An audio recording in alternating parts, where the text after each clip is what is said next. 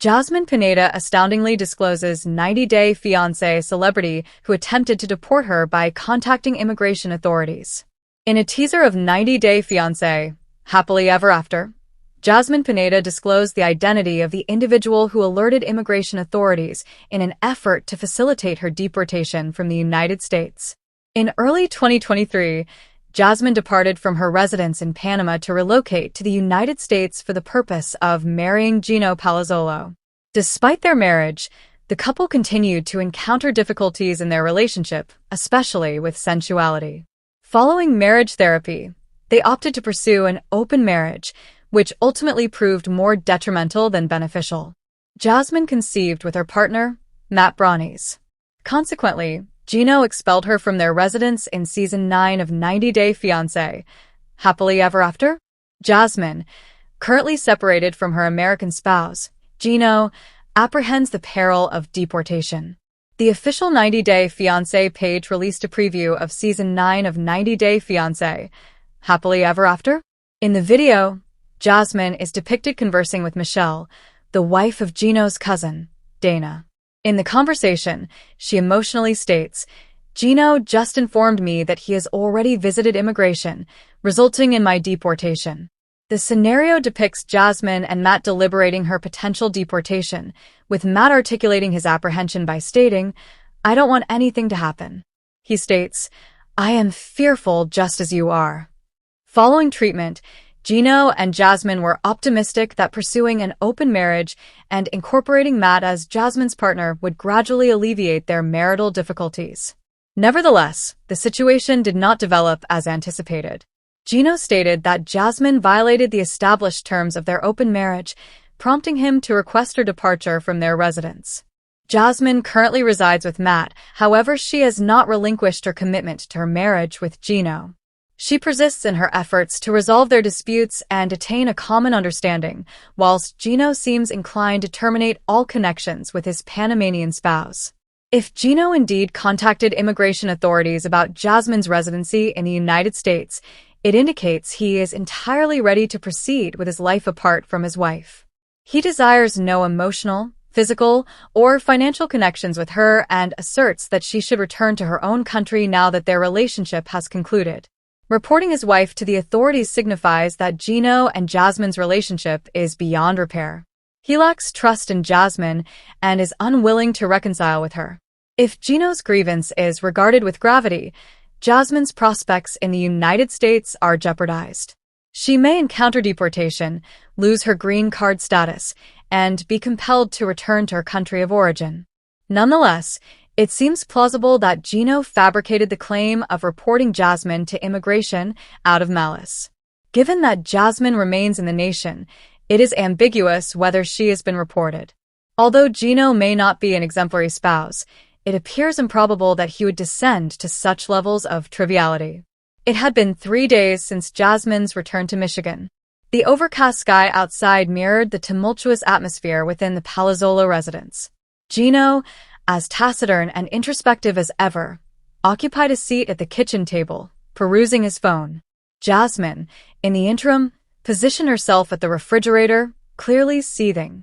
"Did you consume my vegan chocolate once more?" she retorted, forcefully closing the refrigerator door. "I explicitly designated it as Jasmine only." How difficult is that to comprehend? Gino blinked and gradually raised his gaze. "I was unaware it belonged to you," he said, stroking his head beneath his ubiquitous hat. "You consistently assert that we ought to share everything." "Sharing?" "Gino, I scarcely consume half of the oily food you maintain in this household, and the sole nutritious item I purchased is missing." Her voice faltered. "You do not exhibit respect for my belongings. Or myself." The matter extended beyond mere chocolate. "It was never the case." "You are aware of the true nature of this, Jasmine," Gino remarked gently, rising to his feet. "You have exhibited aloof behavior since I referenced my sister's assistance with the wedding arrangements." Jasmine's eyes ignited. "Oh, are we involving your family once more? The individuals that consistently criticize me covertly? You consistently support their position." Gino endeavored to maintain composure, although his voice escalated for the first time. "I remain impartial, Jasmine. I desire tranquility. However, each time I inhale incorrectly, it becomes a struggle. I am fatigued. Perhaps you ought not to have brought me here, she exclaimed, tears brimming in her eyes. Quietude. The type that inflicts greater pain than any shouting ever could. Jasmine averted her gaze, folding her arms resolutely. You failed to recognize the extent of my sacrifices. My occupation, my family, my residence. I abandoned my entire existence for you. And you regard me as the issue. Gino's expression became gentler. He advanced nearer. I acknowledge your considerable sacrifices. I concur. I am not flawless, Jasmine. However, I am deeply fond of you, even when you yell at me with the intensity of a hurricane. I love you, she murmured, even when you conceal yourself behind that absurd hat and evade genuine discussions. He emitted a soft chuckle. It appears we are both calamities. No, Jasmine retorted, drying her tears. We embody both a volcano and an iceberg. You suppress all emotions, whereas I express them freely.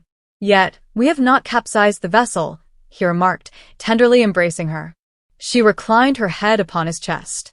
Not at this time.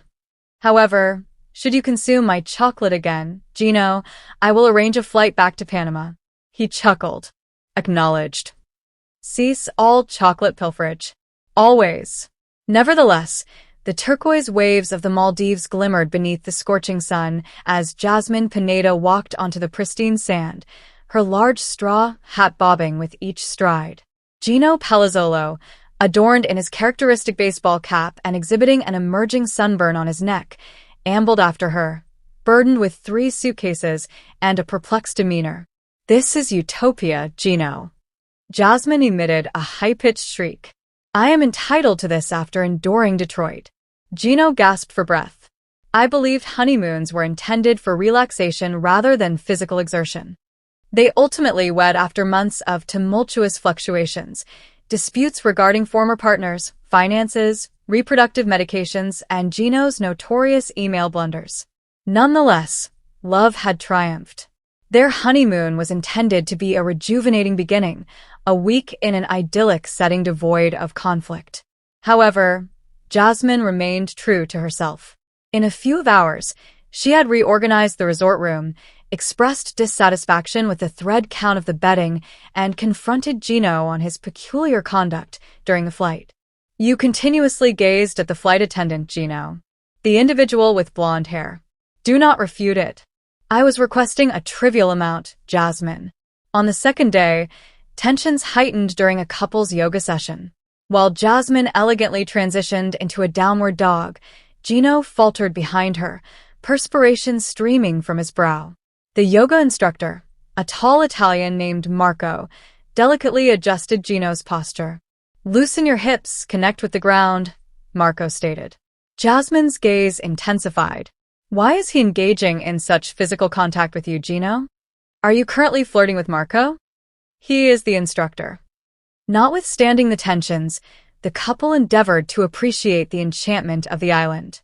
They operated jet skis. Gino fell off. Engaged in snorkeling, Jasmine panicked when a fish made contact and enjoyed a romantic dinner beneath the stars.